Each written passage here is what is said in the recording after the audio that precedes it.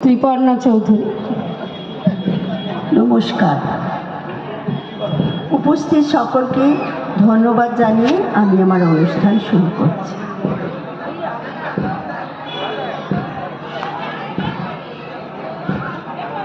নাটক আমি রূপসারের মা, কলমে শিশুভাষিস ঘোষ ঠাকুর, একক অভিনয়ে আমি চামেলি চক্রবর্তী। জজের আদেশটা শুনে আমার ঠোঁটের করে এক চিলতে বিদ্রুপের হাসি খেলে গেল। জানতাম এমনই হবে।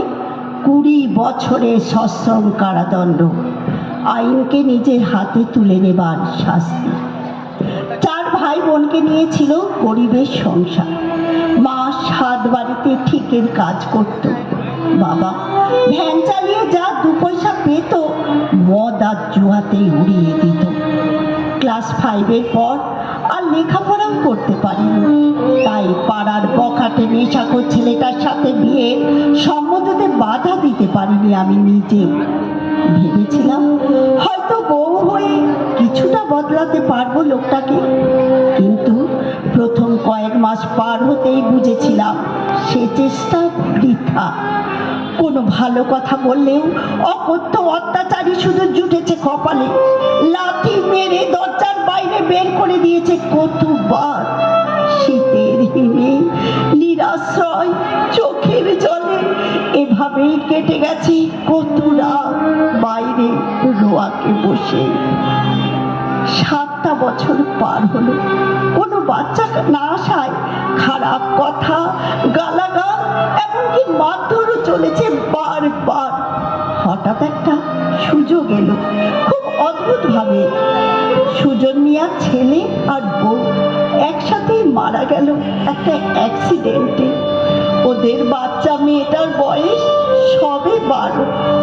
সুজন মিয়া খুব ভালো মানুষ, বলল, মেয়েটারে নিয়ে যা, মানুষ করলে কর, তোদের খালি ঘরটা ভরে উঠুক, খরচ খরচা যা লাগে না হয় মাসে মাসে আমিই দেব। সেই থেকে নিয়ে এলাম রূপসারকে আমার ঘরেতে নিজের মেয়ে করে। বুঝিনি প্রথমে, ভাবতেও পারিনি যে লোকটাকে স্বামী ভেবে এসেছি এতদিন, সে যে আসলে একটা হিংস্র নরম পিশাচ। ভীষণ ভয় পেত দেখতাম রূপসারকে। আমি বরং বাবা বলে ডাকতে শেখাতাম। কেন যে ছোট মেয়েটা একলা বসে কাঁদত বুঝিনি। তাও ভেবেছি মা বাবার জন্য মন খারাপ। একদিন কাছে টেনে জানতে চেয়ে যা শুনলাম, আমার চোখের সামনে যেন সারা পৃথিবীটা ঘুরে গেল। আমি ঠিকের কাজ করতে বের হলে ওকে একা পেয়ে আমার স্বামী নাকি শরীরে হাত দেয়। ওই বাচ্চা মেয়েটা। রাতে বাড়ি ফিরতে মেয়েটাকে বারান্দায় রেখেই ঘরে খিল দিয়ে জানতে চাইলাম বরের কাছে কথাটা। মুখে ভক ভক করছে মদের গন্ধ। তাচ্ছিল্য করে বলে উঠল, তো হয়েছেটা কি? মেয়েটা তো মুসলমান, ওর কি আবার যাচ্ছে মেয়েতে? আশ্রয় যখন নিয়েছে ওই বাড়িতে, তখন বাড়ির মালিককে খুশি ওকে করতেই হবে। শুনে কান যেন জ্বালা ধরছিল। এই প্রথম বলেছিলাম, না আর নয়। এরপর যদি কখনো এমন কিছু শুনি খুব খারাপ হয়ে যাবে। সপাটে একটা চড় খেয়ে মাটিতে পড়ে গিয়েছিলাম আমি। সেই অবস্থায় লাথি কচিয়ে বলেছিল, এই এই তো মরার কাঠের মতো শরীর হয়েছে, তো আমার সাদা তবে মিটবেটা কিভাবে? সারা রাত মদের মারের যন্ত্রণায় ঘুম আসেনি। ভোর হতেই লোকের বাড়ি ঠিকের কাজ। সন্ধ্যেতে ফিরে দেখি ঘরে দৌড় দেওয়া, ভেতর থেকে মেয়ের কান্নার শব্দ। ঘটনাটা বুঝে হাতে আঁশবটিটা নিয়ে ঢুকেছিলাম ওর ঘরে। মেয়েটাকে টেনে নিয়ে ওর অনাবৃত শরীরটা নিজের আঁচলে জড়িয়ে ধরে লোকটা হাত চালালো আমার দিকে। আমি এক কোপ দিলাম ওর হাতে, ও তাতেও থামেনি।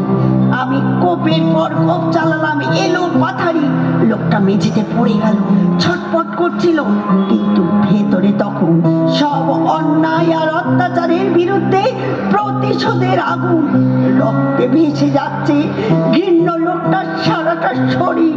চিৎকারে ছুটে এলো বস্তির লোকজন, সবাই বলল লোকটা মরে গেছে।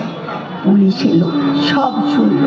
মেয়েটাকে সুজন মিয়ার ঘরে পৌঁছে দিয়ে আমি চললাম থানার লকআপে, তারপর কোর্টে, তারপর আজ এই জজ সাহেবের বিচার। রূপসার এসেছিল আজ সুজন মিয়ার সাথে কোর্টে। না, আমার কোনো অনুশোচনা নেই, কোনো অপরাধ আমি তো করিনি। রূপসাকে একবার বুকে জড়িয়ে আমি উঠে বসলাম পুলিশের ভ্যানে। ভ্যান চললো আমায় নিয়ে জেলে।